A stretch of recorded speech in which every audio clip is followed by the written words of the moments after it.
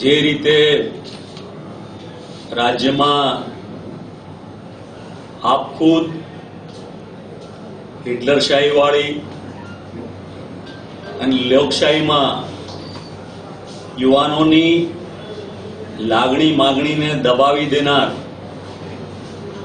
ભારતીય જનતા પાર્ટીની સરકાર જાત જાતના હથકંડા કાવા દાવા કરીને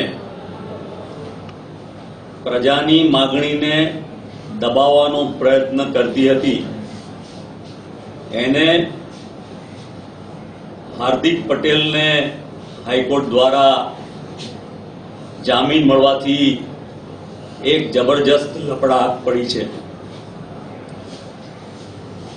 કોંગ્રેસ પહેલેથી જ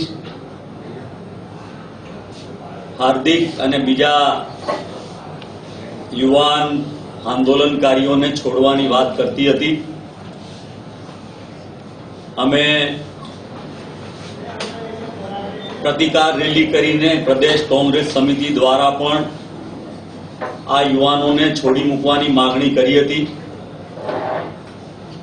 સબજુડિસ મેટર હતી અને આજે હાઈકોર્ટે જામીન આપીને લોકશાહીએ ટકાવી છે, એ વાતનો આનંદ છે। હાર્દિકે 6 મહિના ગુજરાત બહાર રહેવાની વાત કરી છે, તેને કઈ રીતે જુઓ છો? સૌથી અગત્યની બાબત હાર્દિકને જામીન મળ્યા એ બાબત છે। ટેકનિકલ બાબતો એ હાઈકોર્ટને આધીન છે, જે બાબતમાં અમારે કંઈ કહેવાનું નથી। પણ આજે ગુજરાતની પ્રજાના તમામ વર્ગ, તમામ લોકો અને ખાસ કરીને યુવાનો, એમને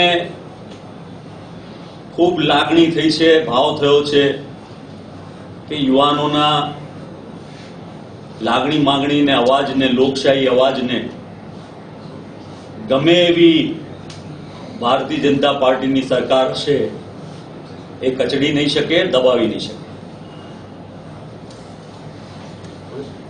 થેન્ક યુ।